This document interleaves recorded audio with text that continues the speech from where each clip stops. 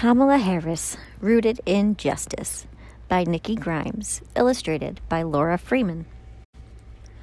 Life is a story you write day by day. Kamala's begins with a name that means lotus flower. You can see a smile as bright as petals, but you don't see the flower's roots. Her roots.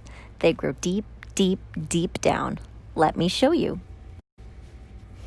Kamala's family line was a strong black and brown braid coiling from India to Jamaica to California, where Kamala's parents met and baby Kamala was born. Like clay, Kamala's parents molded her for action. They all marched for civil rights together and went to lectures by Dr. Martin Luther King Jr., Kamala in a stroller, learning words like peace and justice. In her early childhood, Kamala rang out freedom and took adventures to visit her grandparents in Zambia, learning from her grandparents that fighting for justice ran in the family. Kamala was part of a California program to integrate the schools. Every day she rode a yellow bus bumping through familiar city streets all the way to the wealthy white part of town.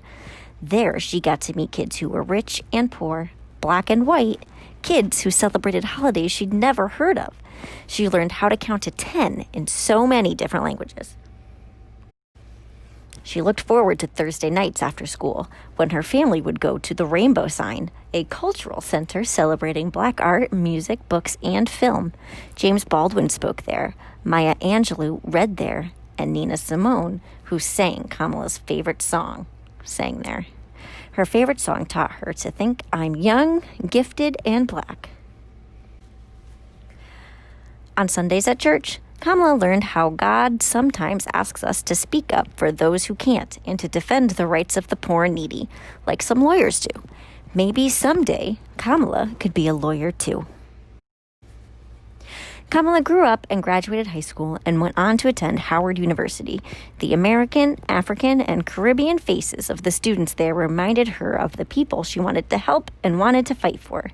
She ran her very first campaign at Howard and won.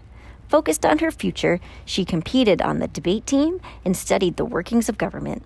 On weekends, she joined other students on the National Mall in Washington, D.C. for protests. Kamala was preparing to be a woman warrior. After Howard, Kamala went back to California to study law, but graduating law school meant she had to pass the California bar. At first, she didn't pass, which taught Kamala something new: failure. It is the toughest teacher, but it can also be the best because it makes you dig down deeper and try harder. On the second try, Kamala passed.